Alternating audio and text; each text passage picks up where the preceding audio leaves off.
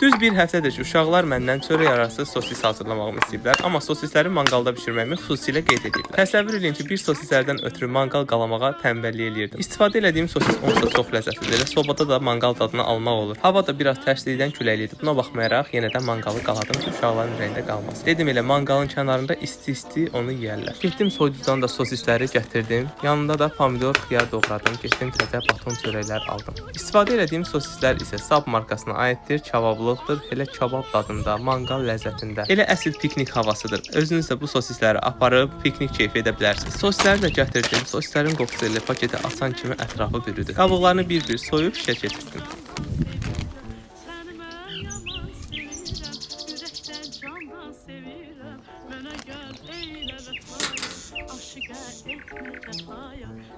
Sosislər bişdikcə yağı əriyib közün üzərinə tökülürdü. Ətrafdan gələn qoxunu sözlə ifadə edə bilmərəm. Uşaqları da çağırdım ki, elə yanında isti-isti bunu yesinlər. Sab şirkətinin bütün məhsullarının halallıq sertifikatı var.